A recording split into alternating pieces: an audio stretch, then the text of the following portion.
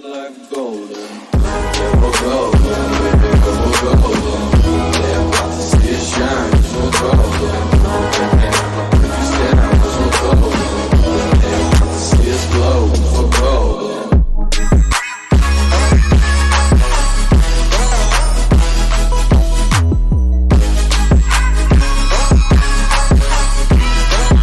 Fair and square. Aljamain Sterling won fair and square.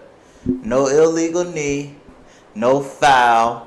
He won fair and square, shooting for his life, but he won fair and square.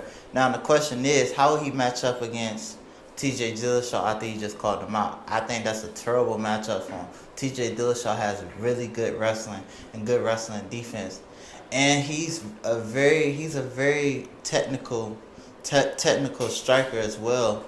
Like if you look at his fights with Cody Garbrandt and also his fight with Corey Sandhagen, he's really a technical striker. Aljo versus Jan.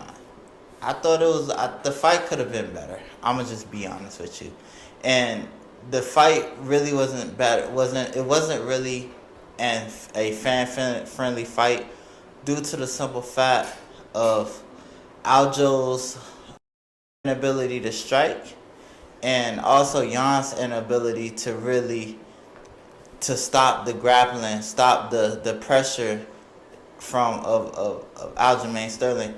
Now, in his credit, Jan did a good job stuffing the takedowns. Out of 17 takedowns, Aljo was when I say Aljo was shooting for his life, he was shooting for his life. He shot for 17 takedowns. He shot for 17 takedowns. Out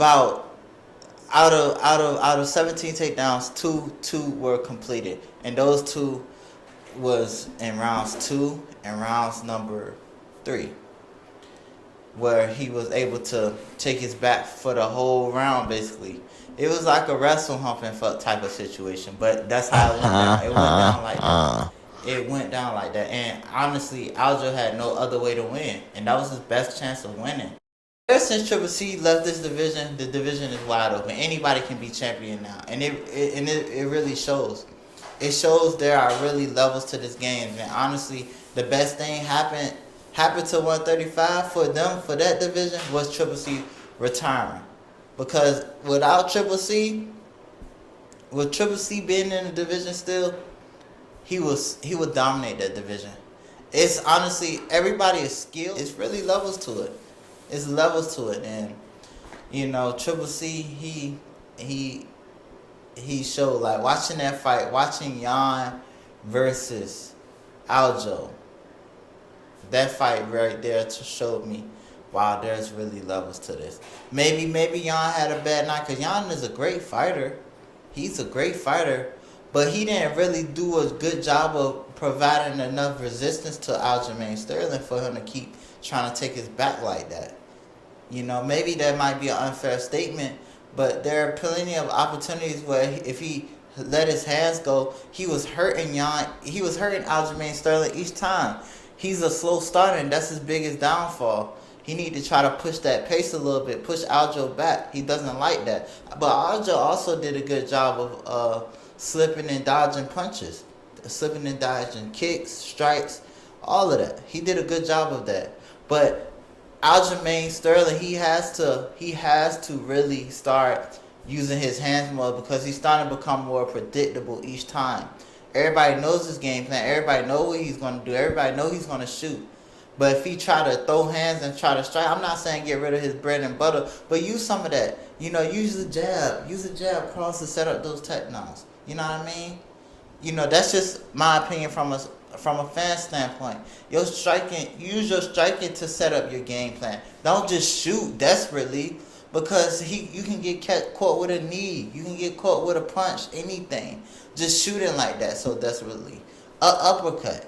So those right there, and honestly, I saw the shots coming from a mile away. It's not like they were calculated setups into his takedown. They were just sloppy. That's just my opinion. But overall, good fight, good win. You know, it was a technical fight. It wasn't really a fan-friendly fight. You know, and if honestly, if I was showing one of my buddies who never watched UFC before MMA, before they would not be interested in it, because that's how because of how that fight went. But Aljamain Sterling and TJ Dillashaw, terrible fight for him. TJ is not gonna play with him. TJ is gonna be in his face. TJ is gonna chop them legs up. Yo, TJ Dillashaw is by far probably the slickest striker in there.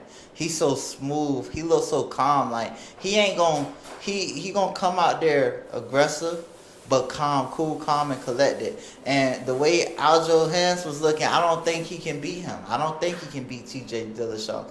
And this is what I mean again. This division is wide open for anybody to be champion. And honestly, I think TJ Dillashaw might be champion again if they fight. I don't think that's a good fight for Aljamain Sterling.